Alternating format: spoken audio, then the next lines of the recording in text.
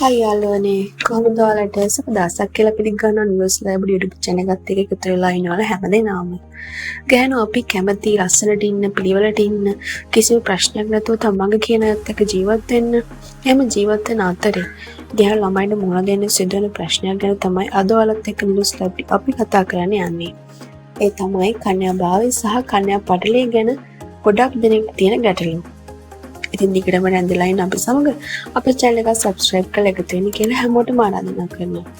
එහෙනම් අපි යමු වීඩියෝ එකට.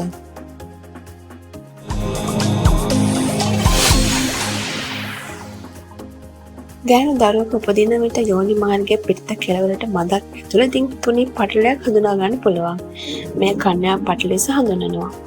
මානව පරිණාමයේදී මෙම කොටසට වෙන විශේෂ කර්තව්‍යයක් හඳුනාගෙන නැහැ. සමහර කාන්තාවන්ට උපතින්ම කන්‍යා පටලයක් පිටන්නේත් නැහැ. සාමාන්‍ය කන්‍යා පටලයේ මැද ඔසප්පන රුධිරය සහ යෝනි මාර්ගයේ ශ්‍රාවයන් එතට පැමිණීමට හැකිවන පරිදි විවරයක් තිබෙනවා. මෙම විවරයේ විශාලත්වය සහ ස්වරූපය විශාල ලෙස වෙනස් වෙන්න පුළුවන්. ඒ වගේම මේ පටලයෙන් යෝනි මාර්ගය සම්පූර්ණ වෙසෙන්නේත් නැහැ. පළමු ලිංගික සංසර්ගයේදී කන්‍යා පටලයේ බිඳී රුධිර වහනයක් සිදු වී යුතු බවට මතයක් පවතිනවා.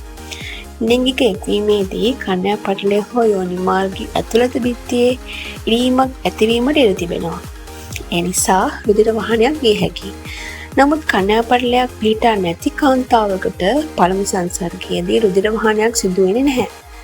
විවරය වටා වලල්ලක් ලෙස මෙම පටලය පිහිටා ඇති නම් පමණක් ලිංගික සංසර්ගයකදී හෝ යෝනි මාර්ගයට කිසිවක් ඇතුළු කරන විටදී මෙම පටලය ඉරී යාමට හැකියාවක් තිබෙනවා. එවැනි කාන්තාවන්ගෙනුත් යම් ප්‍රතිශතයකගේ කන්‍යා පටලය ඇදෙන සුළු නිසා එහි ඉරීමකින් තොරව සංසර්ගයේ යෙදීමට හැකියාව තිබෙනවා. එවිටත් රුධිර වහනයක් සිදු වෙන්නේ නැහැ. එනිසා පළමු ලිංගික සංසර්ගයේදී රුධිර වහනයක් අනිවාර්යෙන් සිදු වී යයි පවතින මතය විද්‍යාත්මක නැහැ. මේ ගැන නිවැරදි අවබෝධයක් බොහෝ දෙනෙකුට නැමැතිකම නිසා උපතින්ම කන්‍යා පටලයක් නොමැති කාන්තාවන් අධික මානසික පීඩන ලක්වන අවස්ථා බහුලව දක්නට ලැබෙනවා. තවත් සමහර කාන්තාවන්ට යෝනි මාර්ගය සම්පූර්ණයෙන් වශයෙන් ලෙස කන්‍යා පටලය පිහිටනවා. ඒ වගේ අවස්ථාවක ඔසප්පල රුධිරයේ පිරිතට පැමිණීමට නොහැකි. එවැනි කාන්තාවන්ට ශල්‍ය කර්මයක් මගින් කන්‍යා පටලයේ සිදුරක් ඇති කර ඔසප්පල රුධිරයේ පිරිතට පැමිණීමට සැලැස්වීම අවශ්‍ය වෙනවා. බොහෝ දෙනෙකු විමසන තවත් ගැටලුවක් තමයි වෛද්‍ය පරීක්ෂණයක් මගින් කන්‍යා භාවය පරීක්ෂා කළ හැකිද යන්න කියලා. පරීක්ෂණ වලින් සොයාගෙන ඇති පරිදි කන්‍යා පටලයේ සාමාන්‍ය ලෙස පිහිටීම මගින් කලින් ලිංගික එක්වීමක් සිදු නැති බව තහඩු කරගන්න බෑ. කන්‍යා පටලයේ ඇදෙන සුළු නම් සංසර්ගයේදී ඒට හානියක් නොවීමට ඉඩ තිබෙනවා. ඒ වගේම මෙම පටලයේ ඇතිවන සියුම් ඉරීමක් නැවත යාවීමට ඉඩකඩ තිබෙනවා. තවත් පරීක්ෂණයක් මගින් සොයාගෙන ඇති පරිදි කලින් ලිංගික එක්වීම ඇති කාන්තාවන්ගේ 52%කට කන්‍යා පටලයේ කිසිම ඉරීමක සලකුණක් හඳුනාගෙන නැහැ.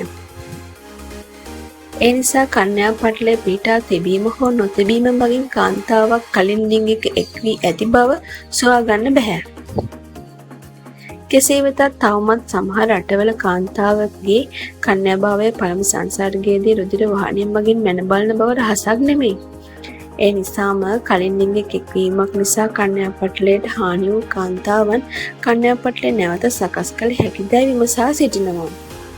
එලෙස කන්‍යා පටලය නැවත සකස් කිරීමට සැත්කමක් තිබෙනවා.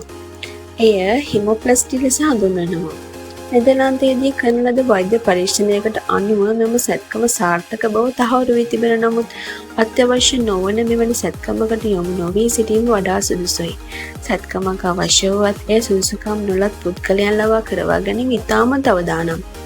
එවැනි අවස්ථාවල සැත්කම් සිදු කරගත් කාන්තාවන්ට විස බීජ ආසාදන වන සම්පූර්ණතා සමග රෝහල් ගත වීමට පවා සිදු වී තිබෙනවා. ඔබේ ආරක්ෂාව ඔබම සලසගන්න. පරිස්සම් වෙන්න. අපි හිතනවා ඔයාලට මොනම හොය දෙයක් දැනගන්න ලැබෙන්නේ නැති කියලා. ඉතින් මම මුලින් කියෝ වගේ ප්‍රශ්නයක් නොවි ඉන්න වග බලාගන්න. ඒක කරන්න පුළුවන් ඔයාටම විතරයි. එහෙනම් මේ වගේ ඔයාට වටින තවත් අලුත් වීඩියෝ එකක් අරන් ආයෙත් හම්බ වෙන්න. ඉතින් ඔබට සුබ දවසක්. පරිස්සමෙන් ඉන්න.